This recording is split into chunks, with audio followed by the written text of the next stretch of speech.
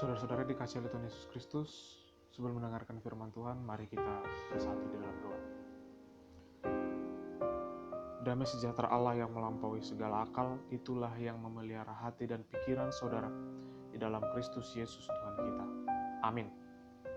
Saudara-saudara dikasihi oleh Tuhan Yesus Kristus, untuk khotbah minggu kedua setelah Epifanias pada hari Minggu ini, terambil dari Yohanes pasalnya yang pertama, ayat yang ke-43 sampai dengan ayatnya yang ke-51.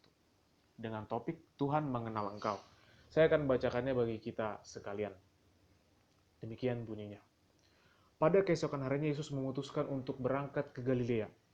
Ia bertemu dengan Filipus dan berkata kepadanya, "Ikutlah aku." Filipus itu berasal dari Betsaida, kota Andreas dan Petrus. Filipus bertemu dengan Natanael dan berkata kepadanya, "Kami telah menemukan Dia yang disebut oleh Musa dalam kitab Taurat dan oleh para nabi, yaitu Yesus, anak Yusuf dari Nazaret." Kata Natanael kepadanya, "Mungkinkah sesuatu yang baik datang dari Nazaret?"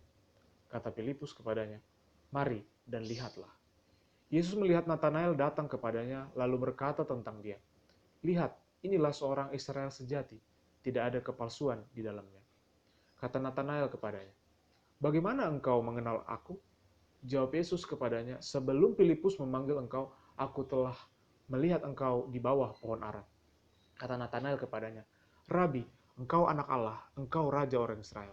Yesus menjawab katanya, "Karena aku berkata kepadamu, aku melihat engkau di bawah pohon ara, maka engkau percaya. Engkau akan melihat hal-hal yang lebih besar daripada itu." Lalu kata Yesus kepadanya, "Aku berkata kepadamu, sesungguhnya engkau akan melihat langit terbuka dan malaikat-malaikat Allah turun naik kepada anak manusia." Demikianlah pembacaan firman Tuhan pada kita pada hari ini.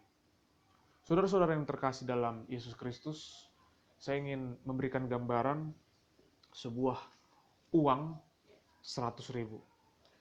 Uang 100.000 ini adalah uang nilainya paling tinggi dari semua nilai mata uang rupiah kita. Saya ingin sejenak mengajak saudara-saudara merenungkan bahwa jika saya memberikan uang ini kepada saudara, satu lembar saja, hampir pasti saudara tidak akan menolak. Saya yakin. Bukan begitu? Mungkin ada yang mau tapi malu. Malu tapi mau.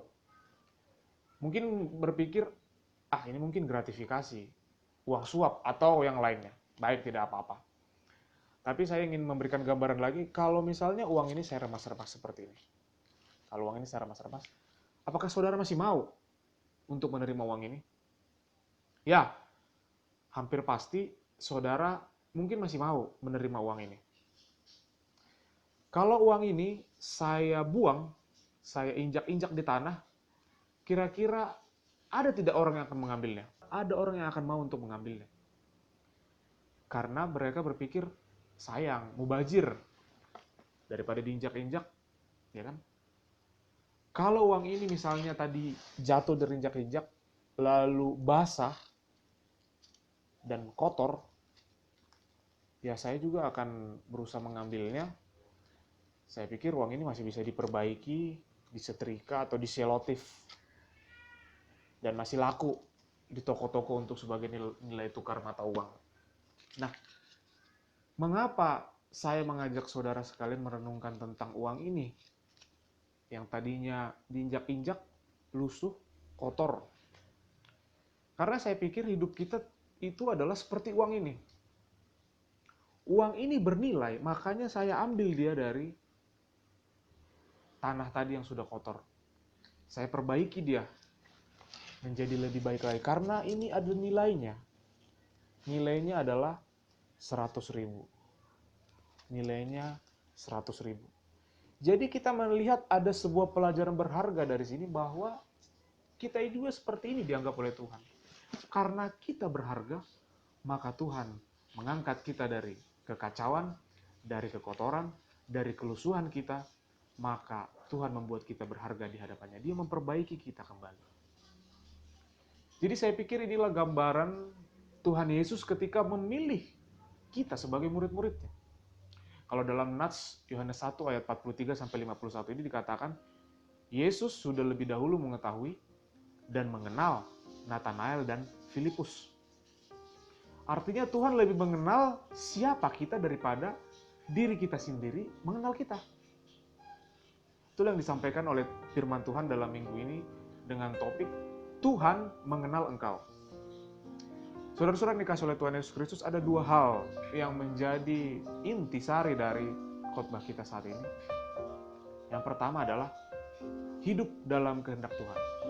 Bapak Ibu saudara-saudara yang dikasih oleh Tuhan Yesus Kristus, di tengah arus perkembangan zaman saat ini, semakin banyak orang yang frustasi, pesimis, maupun keadaan yang kacau melihat dirinya sendiri, melihat keadaan di sekitarnya. Sebagai contoh, sedang hangat-hangatnya saat ini adalah soal vaksinasi di tengah pandemi yang dilakukan oleh pemerintah untuk mengatasi pandemi COVID-19. Banyak masyarakat, kalau kita perhatikan di medsos atau kita survei melihat ke masyarakat, banyak yang pesimis kepada vaksin ini. Akhirnya Bapak Presiden sendiri merelakan dirinya untuk divaksin pertama supaya masyarakat mau percaya dan optimis untuk mengatasi pandemi. Namun tetap saja banyak yang pesimis akan hal itu. Kita juga perhatikan kecelakaan pesawat Sriwijaya Air kemarin.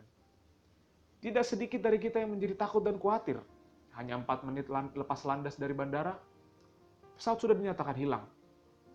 Dan mungkin beberapa orang menjadi takut naik pesawat. Dengan keadaan yang seperti itu, banyak orang menjadi pesimis akan masa depannya.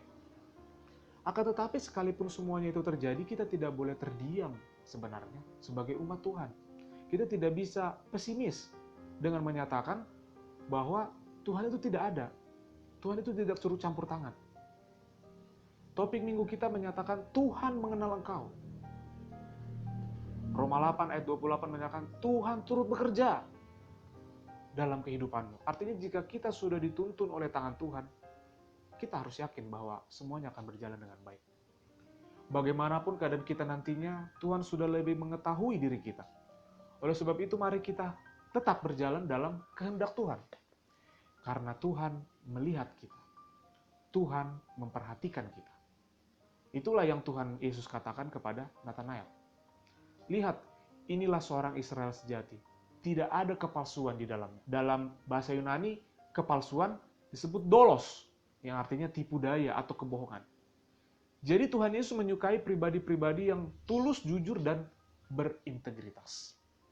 Yang kedua, menuntun saudara mengenal Kristus.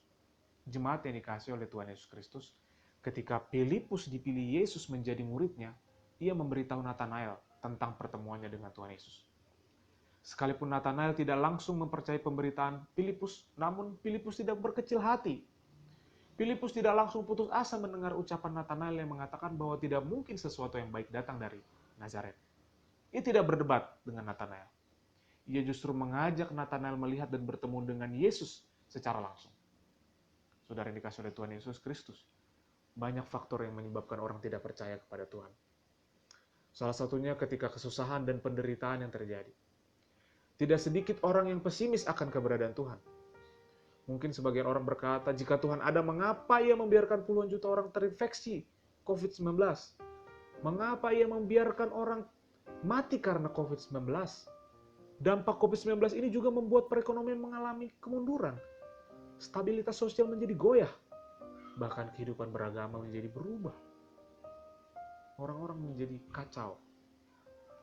Justru realitas seperti itu menjadi tantangan bagi kita orang percaya untuk memberikan jawaban yang meneguhkan dan menguatkan kepada sekitar kita. Belajar dari ilustrasi uang 100.000 tadi, kita percaya bahwa semua orang berharga di mata Tuhan. Meskipun dia sudah lusuh, tapi Tuhan mengangkatnya kembali. Tuhan memuliakannya kembali. Sekotor apapun saudara, saudara sama di mata Tuhan. Saudara berharga di mata Tuhan. Oleh karena itu, Yesus sendiri datang kepada saudara, menghampiri saudara. Dalam nas ini saat ini kita juga menemukan pembelajaran yang berharga dari pernyataan Filipus. Filipus berkata kepada Natanael, mari dan lihatlah. Tuhan Yesus juga berkata kepada Natanael, lihat, inilah seorang Israel sejati. Tidak ada kepalsuan di dalamnya. Sebelum Filipus memanggil engkau, aku telah melihat engkau di bawah pohon ara. Begitu kata Tuhan Yesus. Perkataan Filipus dan Tuhan Yesus adalah perkataan yang menuntun dan mengapresiasi. Filipus menuntun Nathanael mengenal Yesus, dan Tuhan Yesus mengapresiasi ketulusan dan kejujuran Nathanael serta pengharapannya akan kedatangan Mesias. Oleh karena itu, marilah kita memberikan perkataan yang menuntun dan mengapresiasi. Hendaknya hidup kita dipenuhi dengan optimistis, karena iman itu adalah dorongan optimistis dari diri kita yang dituntun oleh Roh Kudus. Dengan perkataan yang menuntun dan mengapresiasi, kita sudah membuat aura yang berdampak positif bagi sesama kita. Dalam minggu Epifanis yang kedua ini, yang berarti Allah menyatakan dirinya, kita melihat Allah menyatakan dirinya sebagai pribadi yang mengapresiasi. Apresiasi sangat berdampak besar bagi kehidupan seseorang. Mengapresiasi, menghargai orang tua, menghargai pasangan, menghargai rekan kita. Ada salah satu usaha menyebarkan nilai-nilai positif bahwa kita semua berharga di mata Tuhan. Oleh karena itu, mari saudara-saudara yang dikasihi oleh Tuhan, karena Tuhan mengenal saudara, marilah kita sama-sama menyambut pengenalan Tuhan Yesus itu dengan hidup seturut dengan kehendak Tuhan. Amin.